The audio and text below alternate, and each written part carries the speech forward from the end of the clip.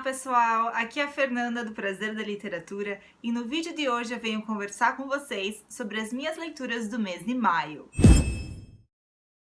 O mês de maio foi um mês de ótimas leituras e infelizmente eu não estou tendo tanto tempo quanto eu gostaria para me dedicar às minhas leituras. Tenho tido bastante trabalho também na universidade, então não consegui ler muito nesse mês de maio, mas como eu sempre falo para vocês, eu prezo muito mais pela qualidade das minhas leituras do que pela quantidade. Bom, o primeiro livro que eu terminei de ler em maio foi O Mistério em Chalk Hill, da Suzanne Goga, a alemã Suzanne Goga. Já falei bastante desse livro aqui no canal, então não vou me alongar falando sobre ele. Eu comecei a escutar esse livro como audiobook e depois me interessei tanto pela história que eu adquiri o livro físico e terminei de ler o livro na versão física mesmo, de página por página, que é uma experiência diferente que eu gosto muito. De maneira geral, esse livro conta a história da Miss Pauli, que é uma jovem alemã que deixou Berlim para trabalhar como governanta em uma mansão na Inglaterra do século XIX. Não vou falar mais nada sobre esse livro porque eu fiz um vídeo especialmente sobre esse livro aqui, então se você tem interesse em saber mais sobre essa história que me cativou e me envolveu de uma maneira maravilhosa, foi uma leitura muito boa, eu sugiro que você assista a esse vídeo, eu vou deixar aqui em cima no card se você ainda não assistiu. Então, como eu terminei o Mistério em Chalk Hill e eu viajo muito de ônibus, eu decidi começar a escutar outro audiolivro e para isso eu escolhi o primeiro volume da trilogia da magia da Nora Roberts, Dançando no Ar. Eu tenho esse livro em versão física porque eu já li esse livro muito tempo atrás, então, e eu nunca continuei a trilogia, não li os volumes 2 e 3. Uma coisa que eu gostaria de fazer já faz tempo, então para continuar a leitura dessa saga, eu resolvi escutar o volume 1, então para não precisar reler o livro, eu decidi escutá-lo como audiobook para revisar a história, refrescar a minha memória e daí poder continuar a leitura dos livros 2 e 3. Eu gosto muito da leitura, da escrita da Nora Roberts. Eu acho que ela já escreveu mais de 200 livros, então ela é uma escritora best-seller. Tem uma linguagem, uma estrutura bem formulaica, então ela segue certos padrões. Os romances, assim, são previsíveis, mas é uma leitura bem leve, uma leitura dinâmica. E o que eu gosto dessa saga aqui é que mistura romance com magia, que é um tópico que, como vocês sabem, eu gosto bastante. Então, de maneira geral, essa história é sobre a Ilha das Três Irmãs. Então, eu gosto de histórias que têm essa dupla narrativa que mescla o passado com o presente ou o passado com o futuro. Enfim, esse livro começa lá em 1600 e pouco, né? A época das bruxas de Salem, da caça às bruxas em Salem, nos Estados Unidos. 22 de junho de 1692, a aldeia de Salem, Massachusetts, Estados Unidos. E nós sabemos que existem 3 mulheres que são bruxas e estão sendo perseguidas pelas pessoas nessa caça às bruxas em Salem, e por isso elas decidem fazer um encanto e elas criam do nada uma ilha que elas chamam de Ilha das Três Irmãs, e elas desaparecem para essa ilha para viver o resto das suas vidas e as vidas dos seus descendentes, que são também pessoas com poderes mágicos. Nós não sabemos o que acontece com essas 3 mulheres, essas 3 irmãs, porque aí a narrativa passa para o presente, que na verdade, deixa eu ver se aqui diz ao certo, sim, Ilha das Três Irmãs, dezembro de 2003. Então nós saltamos no tempo para 2003 e nós temos contato com outros personagens que são descendentes dessas bruxas. A personagem principal é a Nell, e ela está fugindo da sua vida passada, de um relacionamento abusivo, e vai buscar uma nova vida na Ilha das Três Irmãs, com uma nova identidade. E lá ela descobre que ela tem muito mais conexão com essa ilha do que ela imaginava, e com 2 outras mulheres que também moram nessa ilha. E é claro que ela vai se apaixonar por um rapaz maravilhoso.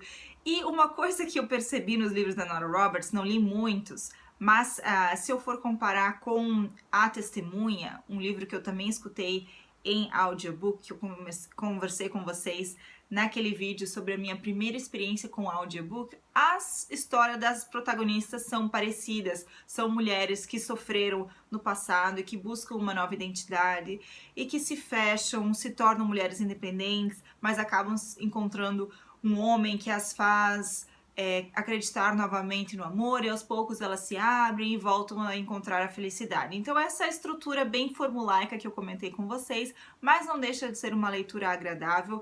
Agora estou no finzinho, estou na verdade no último capítulo, então eu acredito que eu vá ler essa última parte no livro físico mesmo, e a partir daí vou ler ou escutar os volumes 2 e 3, ainda não decidi, mas é uma leitura bem legal, bem leve, bem dinâmica para quem tá querendo um romancezinho mamão com açúcar, com pitadas de sensualidade, pitadas de magia, é uma ótima pedida. Outro livro que eu comecei a ler no mês de maio é um livro de contos Ventos Nômades, da Manuela Marques Choe. Na verdade, eu não sei como pronuncia o sobrenome dela. Ela é uma autora brasileira contemporânea que mora na Alemanha. Foi ela que me mandou esse exemplar aqui. Aliás, agradeço muito, tem até uma dedicatória dela aqui. Eu amo ler contos e esses contos foram escritos em diversos períodos da vida dela e eles se passam em lugares diferentes. Ela é uma mulher que já viajou bastante, então a gente pode perceber a experiência de viagens dela nesses contos. Então são histórias que se passam na Alemanha, se passa em Creta, na Grécia, na fronteira com a Bulgária, e um templo escondido, um sítio arqueológico. Então são histórias que me agradaram bastante. Eu não li todas as histórias ainda. Como eu falei pra vocês, eu gosto de ler contos aos poucos, porque cada conto é uma experiência diferente, uma narrativa diferente, você encontra personagens diferentes. Então depois que eu leio o conto, eu gosto de refletir sobre ele, degustar essa experiência literária para depois iniciar outro conto. Essa não é a versão definitiva do livro.